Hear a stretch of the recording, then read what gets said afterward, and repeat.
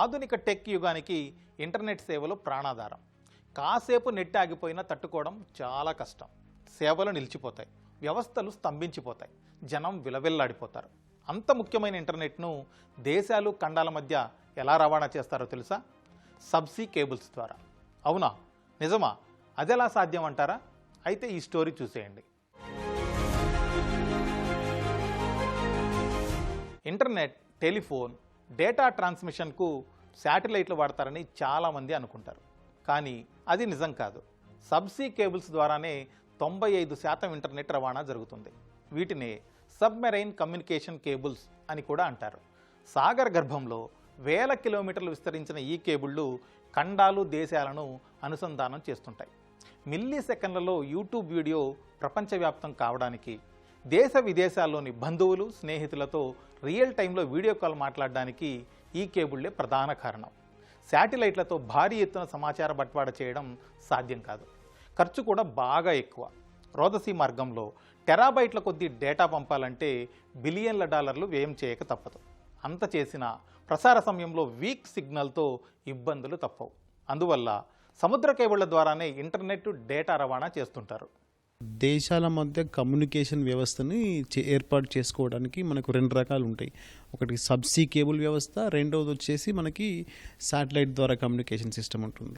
Subsea cable వ్యవస్థలనేమో దాదాపుగా 10 milli సెకండ్ల నుంచి 60-70 మిల్లీ సెకండ్ల వరకు పడుతుంది.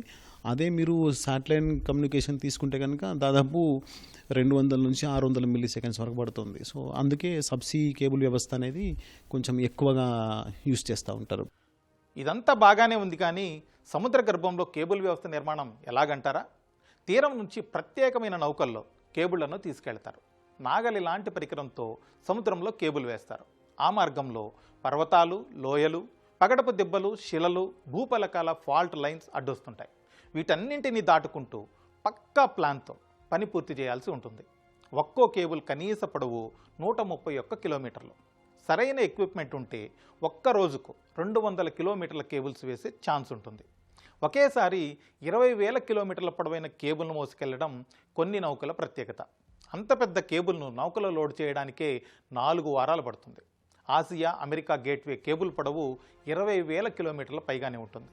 ప్రపంచవ్యాప్తంగా 9 లక్షల మైళ్ళ పొడవైన సముద్ర కేబుళ్లు ఉన్నాయి.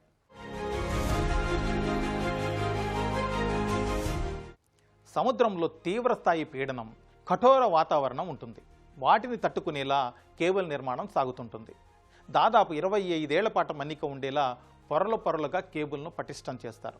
మధ్య భాగంలో జెల్ కోటింగ్తో ఫైబర్ ఆప్టిక్ పోగులు ఉంటాయి. వాటిని కాపర్ ట్యూబ్లో ఉంచుతారు. కాపర్ ట్యూబ్ పై భాగంలో ప్లాస్టిక్ ట్యూబ్, ఎగువన అల్యూమినియం వాటర్ బ్యారియర్, స్టీల్ వైర్లు ఉంటాయి. అదనపు రక్షణ అవసరం అనుకుంటే స్టీల్ వైర్తో మరో పొర కూడా ఏర్పాటు చేస్తారు. ఆ తర్వాత నైలాన్ తారు కోటింగ్ ఉంటుంది. మొత్తం ప్యాకేజీని ఇది సీల్ చేసేలా అన్నింటికంటే పైభాగంలో ప్లాస్టిక్ పూత వేస్తారు. లైట్ సిగ్నల్ బలోపేతానికి వాడే రిపీటర్లు పనిచేయడం కోసం రాగి ట్యూబ్ ద్వారా కరెంటు పంపుతారు. సముద్రంలో ప్రతి 40 నుంచి 80 కిలోమీటర్లకు ఒక రిపీటర్ ఏర్పాటు చేస్తారు.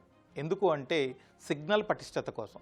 వేల కిలోమీటర్ల సిగ్నల్ జర్నీకి ఈ రిపీటర్లు ఉపయోగపడతాయి. కొత్త కేబుళ్లు సెకనుకు 200 టెరాబైట్ల డేటా రవాణా చేయగలవు. వెంట్రుక మందం ఉండే ఫైబర్ ఆప్టిక్ కేబుళ్ల ద్వారానే ఇంత వేగం సాధ్యమవుతుంది.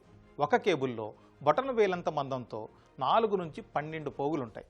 సముద్రంలో మరీ పైన బాగా లోతున కాకుండా మధ్యస్థ ప్రాంతంలో ఏర్పాటు చేస్తే పెద్దగా రక్షణ అవసరం ఉండదు. లోతు తక్కువ లేదా బాగా ఎక్కువ ఉన్న చోట వేయాల్సి వస్తే మాత్రం కేబుల్ సైజు 5-6 రెట్లు పెంచాల్సిందే.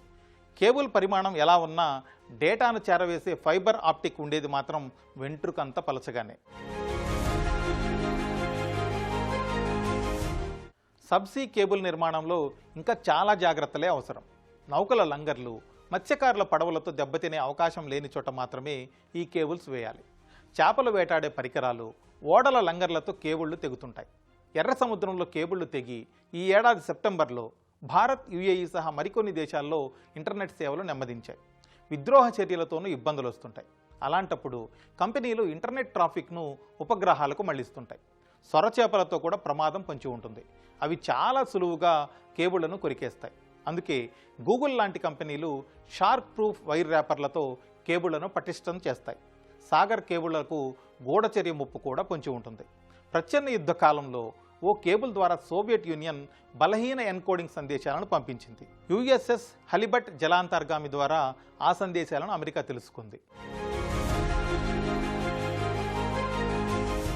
యావత్ ప్రపంచాన్ని కనెక్ట్ చేస్తున్న సబ్సీ కేబుల్ వ్యవస్థ ఎప్పటి నుంచి ఉందో తెలుసా? 167 ఏళ్లుగా. టెలిగ్రాఫ్ కమ్యూనికేషన్ కోసం 1858లో తొలిసారిగా ట్రాన్స్ అట్లాంటిక్ కేబుల్ వేశారు. న్యూ ఫాండ్లాండ్ను ఐర్లాండ్తో అనుసంధానం చేశారు. కొంతకాలానికి కనెక్షన్ క్షీణించడంతో వోల్టేజీ పెంచారు. కేబుల్ కాలిపోయింది. కొన్నేళ్ల తర్వాత మరో 2 కేబుళ్లు కూడా దెబ్బతిన్నాయి.